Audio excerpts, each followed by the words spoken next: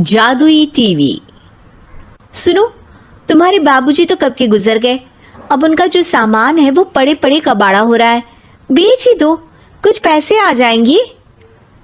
बात तो सही है। अगले संडे फुर्सत में यही करेंगे। अगले संडे रोहित सारा सामान कबाड़ी को घर बुला के दे देता है। तभी उसकी नजर बाबूजी की पुरानी टीवी पर जाती है, जो इतने सालों तक कूड़े में पड़ी थी, फिर भी चमचमा रही थी। टीवी तो देखो, जैसे एकदम नई हो। हाँ, बाबूजी को टीवी देखना बहुत पसंद था। उनका सपना था कि वो टीवी पे आए। एक बार मौका भी था जब वो अपने गांव के गाने सुनाने किसी चैनल पर जाने वाले थे, पर मैं और मेरा भाई लड़ पड़े और बाबूजी को घर पर ही रुकना पड़ा। चला के देखे क्या? हाँ हाँ, क्यों नहीं, देख लेते हैं। पर शायद ही चले। बाबूजी ने उस लड़ाई के दिन के बाद टीवी देखना ही छोड़ दिया था। टीवी चालू करने के लिए उसमें केबल वायर लगा दिया जाता है। एक न्यूज चैनल चालू हो जाती है। स्वर्ग की सीढ़ी के रास्ते हैं तीन, तीनों के तीन रास्ते हैं संगीन। पहला रास्ता है सांप की बीन, दूसरा रास्ता घर में बिछा कालीन, तीसरा रास्ता कलकत्ता से चीन। ये क्या बकवास खबर है, कुछ अच्छा लगा दो।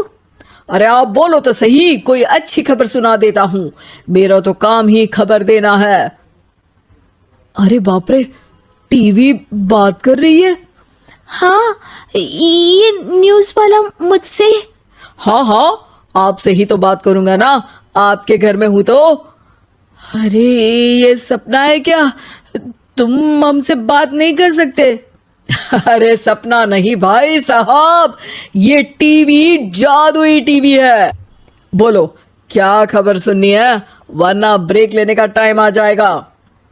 सुप्रिया घबरा के टीवी बंद कर देती है। वो क्या था?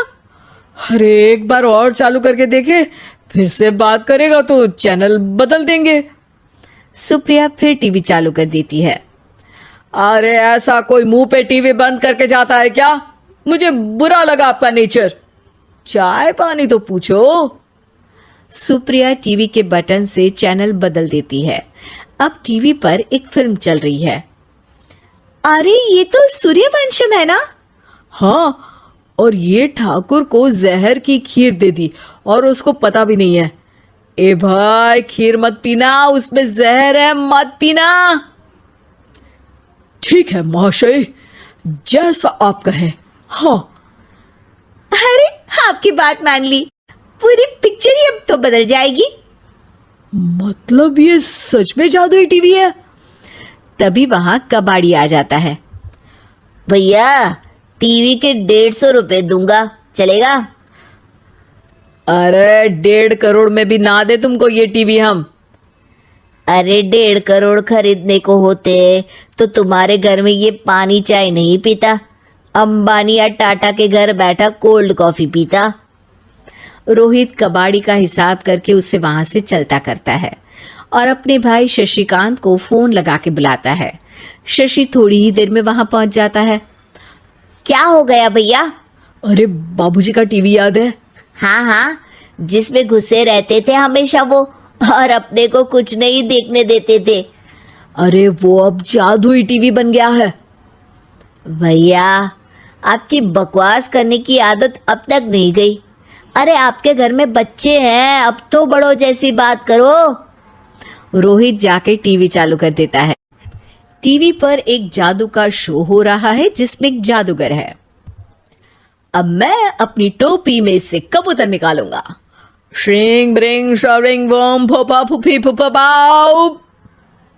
टीवी से कबूतर निकलता है और शशिकांत के सर पर आकर बैठ जाता है। भैया, ये क्या हो रहा है? भैया इसे उड़ाओ। ए कबूतर, जा जा, कबूतर चल निकल। अब मैं टोपी में से सांप सुनते ही शशिकांत कांप जाता है और भाग के टीवी बंद कर देता है। भैया सॉरी भैया, मैं समझ गया ये सच में जादुई टीवी है, पर एक बार और ट्राई करते हैं। पर भाभी कोई दूसरा चैनल लगाओ, जिसमें डर ना लगे। सुप्रिया टीवी चला देती है और न्यूज लगा देती है। अरे कितने दिनों बाद मुझे याद आया, बताइए क्या खबर सुनाओ। और ये नया आदमी कौन है? ये मेरा भाई है शशिकांत।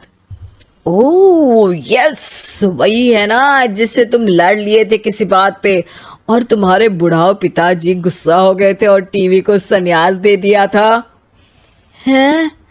तुमको कैसे पता ये सब? इस टीवी में रहने वाले आदमी से लेकर कबूतर तक को तुम्हारे बाबूजी और तुम्हारी बातें पता है, इसलिए तो ये जादुई टीवी है। ये टीवी क्या कर सकती है वैसे?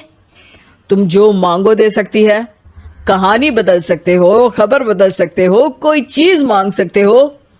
अरे भैया, ये टीवी मैं लेके जा रहा हूँ।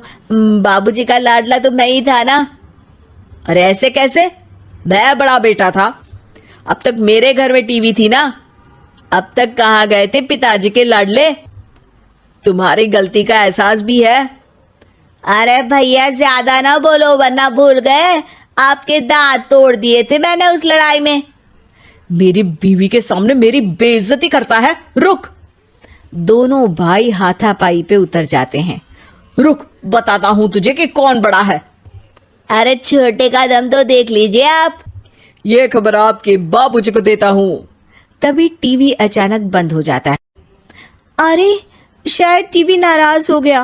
और लड़ लो, आए बड़े खली बनने। टीवी से एक तेज रोशनी निकलती है और टीवी में बाबूजी दिखाई देते हैं। बाबूजी आप? इतना चकरा क्यों रहा है? अपने बाप को नहीं पहचानता क्या? ये तो ऐसा ही है बाबूजी। प्रणाम बाबूजी। अरे चुप कर, तुम दोनों ही उल्टे हो। तुम्हारी वजह से मैंने टीवी में आने के सपने को छोड़ दिया, तुम्हारी लड़ाई की वजह से। और तो और, जितना मैं अपनी बीवी को नहीं देखता था उतना टीवी को देखता था, वो भी छोड़ दिया तुम दोनों की लड़ाई की वजह से। और अब मरने के बाद जब मैंने टीवी को जादुई टीवी बना दिया तो भी तुम इसका फल लेने की जगह लड़ रहे हो। अरे तुम तो लायक ही नहीं हो। अब तुमको बाबा जी का ठुल्लू भी नहीं मिलेगा। बाबूजी चले जाते हैं। टीवी बंद हो जाता है। रोहित और शशिकांत गिड़गिड़ा के टीवी के सामने हाथ जोड़ के बाबूजी को बुलाते हैं, पर टीवी सिर्फ धुआं निकालता रहता है। अगर आपको ये वीडियो पसंद आया तो आगे और देखने के लिए चैनल को सब्सक्राइब करें